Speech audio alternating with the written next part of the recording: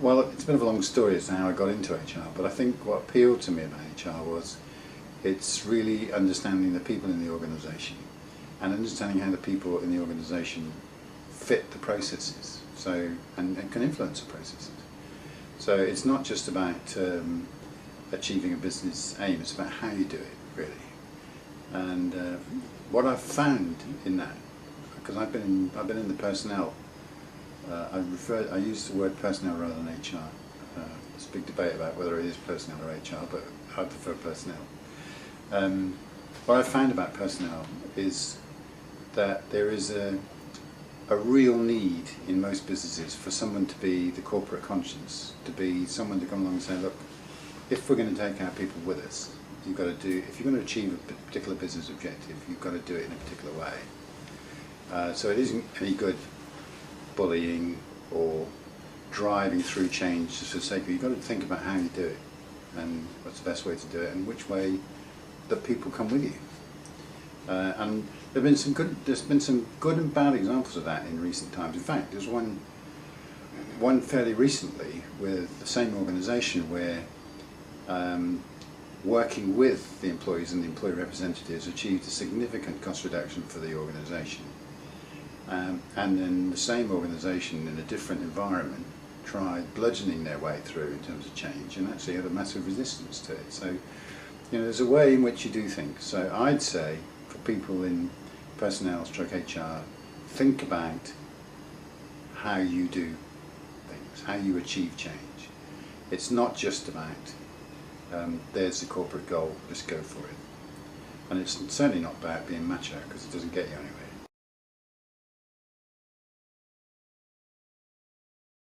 I think it's exactly the same. I think it's exactly the same role. It's just in a different environment. So instead of being in a steelworks or car factory, although there's still plenty of them, in a steelworks, coal mine or whatever, there are organised workplaces in finance sector, in electronics, in all those areas. So they may be less large organisations, but they're still organisations. There are groups of people. People still need to know that someone is taking an interest in them, and especially if the employer is not a good employer. If the employer treats people badly, then it's they're probably going to say, well, who's going to look after my interests? So the trade unions do have a role. I always think there's a bit of a misconception about trade unions amongst some employers. That, trade unions are this great big monolithic set of organisations that are seeking to change the world. Well, we are sort of trying to change the world, but in a different way. We're not trying to get rid of organisations, we're trying to get rid of businesses. We're not trying to do businesses down. We want businesses to succeed, and if we didn't want businesses to succeed, we'd be self-defeating what we're doing. So we do want businesses to succeed. It's the way in which the businesses can succeed, which we're engaged in, and that can apply whatever organisation you're in. Not just traditional industries, but in modern workplaces.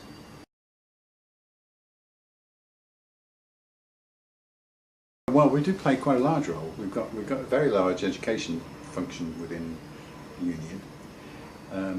It's a big department, and we spend a lot of time educating and training lay representatives in terms of how to do the job more professionally, how to do it more effectively. But in terms of learning itself, we also are engaged in learning projects around the country, and they, I think, are essential. Many people that are in workplaces haven't necessarily been through the further and higher education system that maybe exists today, although we're thinking that's under threat at the minute.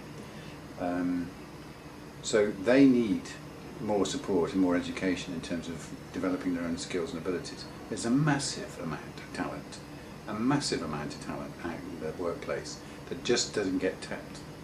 And from my experience, not only in the trade union but in other organisations, because I was in commercial organisations before, it just doesn't get used properly. And I think that's also part of the personnel function, is to try and draw that out.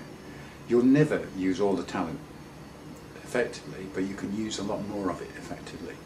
and learning through the processes that can be introduced, learning centres, learning programmes, personal development reviews, all those sort of things can be absolutely essential to improving the effectiveness of an organisation and using the talent more effectively.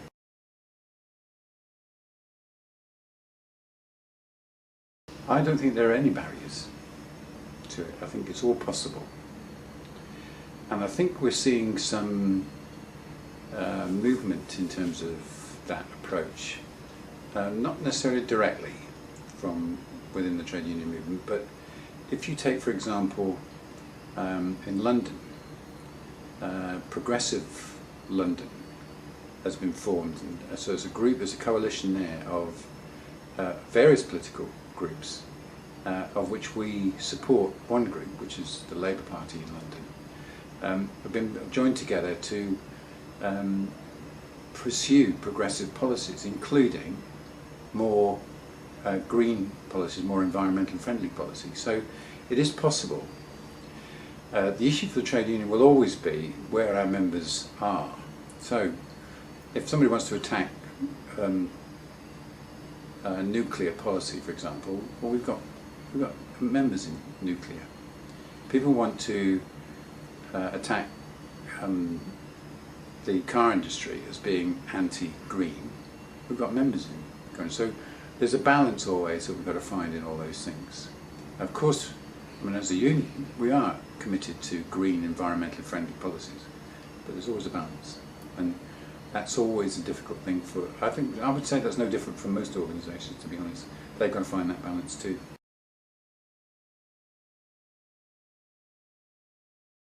I would say it's not going to be easy. I don't think it's an easy option. It's not about administration, although there will be some of that involved. It is about understanding people in the organisation, what motivates them, what drives them forward, and how they can contribute to improving the business. Because improving the business for anywhere, wherever you are, is absolutely essential. You can't go on. If you don't improve it, you fall back. That's the fact. So we do need to, every organisation needs to improve, and personnel can play a big part in that. What will happen, I think, is you'll gain experience over various issues. Never shy away from an issue, never avoid an issue, face it, sort it out. It may be difficult, but it needs to be sorted. Once you've been through a number of those experiences, you'll be in a position then to start saying to the organisation, I don't think this is the right way to do things. I think this is a better way of doing things. And then you start to act as a conscience of the organisation, and I think that has more impact than anything else.